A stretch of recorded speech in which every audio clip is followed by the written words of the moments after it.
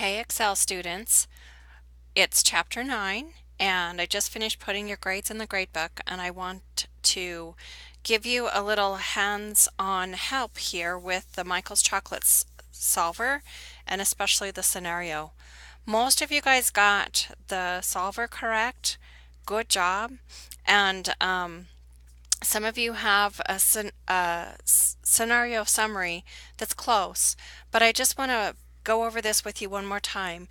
Remember, well, maybe you remember, if you've spoken to me about the application test, I have mentioned that solver is on that test, and I believe your instruction sheet reminds you that there is a solver problem on your application test that's coming up soon.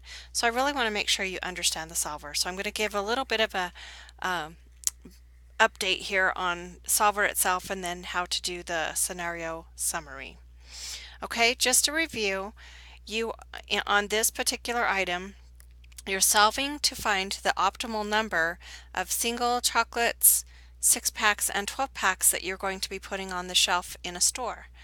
All right, you want to maximize your profit. You want to make the most amount of money possible. The real constraint here is that you only are allowed 45 square feet, total square feet for your items to be located in this store. All right, so when we look at the solver, the constraints, I think I have probably my constraints are set up for the second scenario right now, but make sure that your objective cell is set up to be the total profit per item. That is trying to make the most amount of money, trying to maximize that.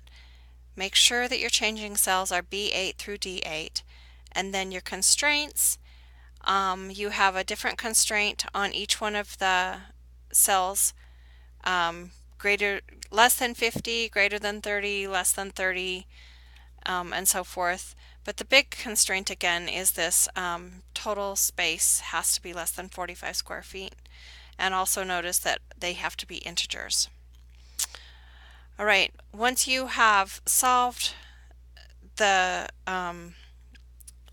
run the solver, you'll see your numbers pop up. Again, I'm showing you the second scenario, but let me pop out of here and just remind you how to look at scenarios under the what if analysis scenario manager. So we're looking at scenario for profit 1. I'm sorry, I thought we were looking at 2. And you can click on profit 2 and show that, and you can see the different answers that you'll get for the optimum number. Let's go back to profit 1 and show, and profit 2. Okay, so here's a great place to just explain more about the scenario summary. And I'm going to build one here for you. When you build the scenario summary from the scenario manager, we're just going to hit the summary button here. And Excel usually is just going to pick your objective cell as the result cell. And in fact, we want to show even something different than I have going on here. We want to just show the result cells for total profit and total space. The computer is going to select the changing cells, which are B8 through D8. I'm going to answer OK then to this. And the changing cells are automatically added. The result cells are what you want to look at. So here, if you're looking at the difference between scenario 1 and 2, it's not a big deal. You don't have to, you can see that you're going to make a 35-cent change or 25-cent change, 30-cent change from one scenario to the other. So it's not earth-shattering to choose scenario 1 or scenario 2.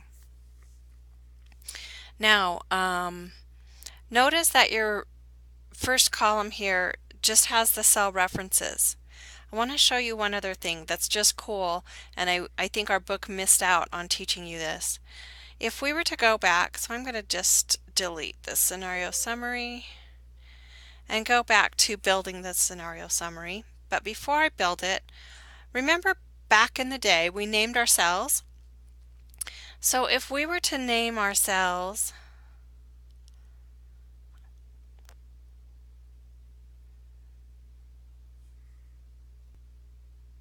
So if we're going to name our cells, we would click on B8, for example, and up in the name box we would call that singles, and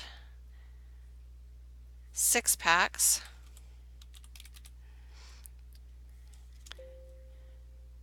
whoops, I don't think it will let me have a dash in there, or a number, maybe, let's see, nope, no number,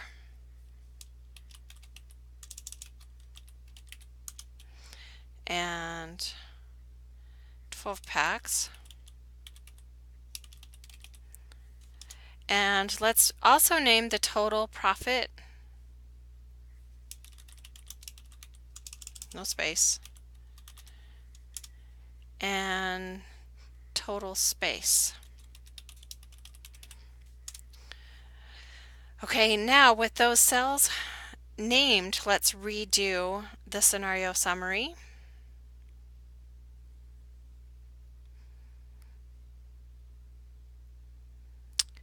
Now your scenario summary makes sense to anybody looking at it. You could take this to a meeting, show it to a coworker, show it to a supervisor, and it's easier to make sense out of. All right, I just wanted to add that little blip into this. Please do make changes on your scenario summaries as indicated on your returned papers for Chapter 9. That should be pretty easy to get back to me. Thanks.